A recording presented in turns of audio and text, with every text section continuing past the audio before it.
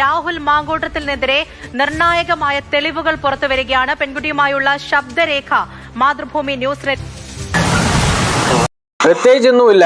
3 മാസം മുൻപ് നടന്ന അതേ വിഷയം പുതിയതായിട്ടൊരു വോയിസ് റെക്കോർഡ് മാത്രം വന്നിട്ടുണ്ട്. എനിക്കിതിൽ പറയാനുള്ളത് എന്താണെന്ന് വെച്ച് കഴിഞ്ഞാൽ, സ്വന്തം പാർട്ടി ഉൾപ്പെടെ പ്രവർത്തകർ ഉൾപ്പെടെ കേരളം മുഴുവനും രാഹുൽ മാങ്കൂട്ടൻ ചെയ്തത് തെറ്റാണെന്ന് പറയുമ്പോൾ എന്തുകൊണ്ടാണ് ആ സങ്കടം, ആ വേദന അനുഭവിക്കുന്ന സ്ത്രീയോ വനിതാ കമ്മീഷനോ രാഹുൽ മാങ്കൂട്ടത്തിനെതിരെ ഒരു പോലീസ് കേസ് ഫയൽ ചെയ്യാത്തത്? നിയമപരമായിട്ട് ഒരു ആക്ഷൻ എടുക്കാത്തത് എന്തുകൊണ്ടാണ്?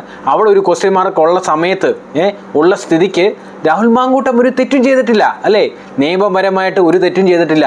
ജഡ്ജിയോ വക്കീലോ കോടതി വരേണ്ടതിൽ കൂടെ കോടതിയിലോ രാഹുൽ മാങ്കൂട്ടം ചെയ്തത് തെറ്റാണെന്ന് അംഗീകരിക്കുമ്പോഴോ അവിടെ വിജയിക്കുമ്പോഴോ ആണ് രാഹുൽ മാങ്കൂട്ടം ഒരു തെറ്റുകാരനാകുന്നത്. അതുവരെ രാഹുൽ മാങ്കൂട്ടത്തിനെതിരെ ഒരു കേസ് ഫയൽ ചെയ്യാത്തത് കൊണ്ട് രാഹുൽ മാങ്കൂട്ടത്തിന് ഇലക്ഷൻ വരുമ്പോൾ പാലക്കാട് വഴിയോ ഏത് വഴി വേണമെങ്കിലും വോട്ട് ചോദിച്ച് നടക്കാം. കാരണം രാഹുൽ മാങ്കൂട്ടത്തിന് പറയാൻ പറ്റും, അല്ലേ?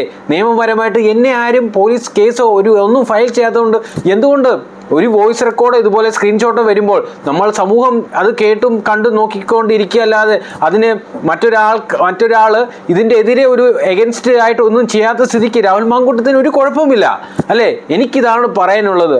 നമ്മളെ ചുമ്മാ മനുഷ്യരെ പൊട്ടനാക്കാനും ചുമ്മാ സമൂഹത്തിന് ഒരു ചർച്ചാ വിഷയമാക്കാൻ മാത്രം ഉള്ളൂ ഈ വിഷയമൊക്കെ, അല്ലേ? അല്ലാതെ രാഹുൽ മാങ്കൂട്ടത്തിൻ്റെ എതിരെ ഒരു പോലീസ് കേസ് എന്തുകൊണ്ടാണ് ആരും ഫയൽ ചെയ്യാത്തത്?